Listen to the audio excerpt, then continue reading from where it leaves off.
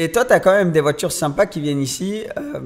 Nous, avec Emric, on se demande souvent, on se demande quelles sont les meilleures affaires ou les pires affaires que tu as vues passer, parce que tu as dû voir des trucs passer devant toi. Bien sûr. Tu as dû voir des gens qui se sont fait des belles marges et des gens qui ont quand même eu des situations un peu plus malheureuses avec leur voiture. Est-ce que tu as... Je te mets un peu sur le spot, mais est-ce que tu as une idée de voiture où il y a eu un grand changement au niveau du prix? Parce que dans le dernier épisode, on a parlé du marché automobile et de la spéculation. Mais quand il y a de la spéculation, il y a aussi beaucoup de mouvements dans un marché. Voilà, exactement. Du haut ou vers le bas. Mais pour te dire, tu sais, dans l'épisode précédent, on parlait de F40 par exemple et F50 aussi. Moi, j'ai une histoire, je connais des gens qui avaient une F40.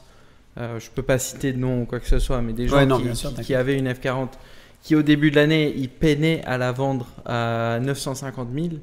Ils essayaient à tout prix de la vendre, ils ont baissé le prix à 900 000, ils essayaient, personne n'en voulait, 35 000 km, elle venait de faire la révision. Juste pour te couper 2 secondes, j'adore comme dans ce milieu, on dit baisser le prix à 900 000 en mode oh putain, je vais la baisser.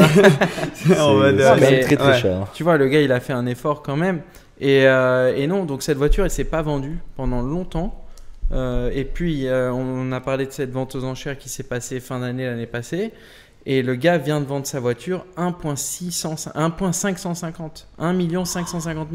Donc, il s'est fait 500 000 euros. Ah ouais. Un peu plus, 650 il s'est fait, voilà. En gros, il s'est fait 600 000 euros dans l'espace d'une demi-année. Enfin, dans l'espace un peu plus d'une demi-année.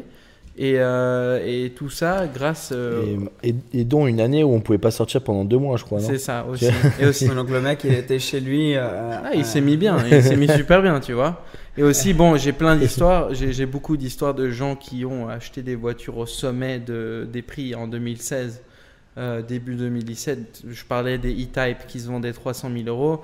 Je connais quelqu'un qui avait acheté une E-Type 325 000 euros. C'était une première série plancher plat. C'était sympa. Plancher plat. Plancher plat, flat floor comme on dit en anglais. Aujourd'hui, il n'arrive pas à la vendre pour plus de 150 000, tu vois. Et il a fait la vente à 145 000 récemment, pas via nous, mais je connais l'histoire.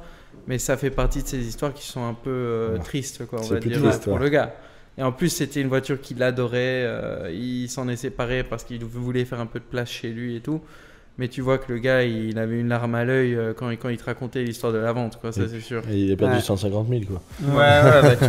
Ça te fait pleurer quand même.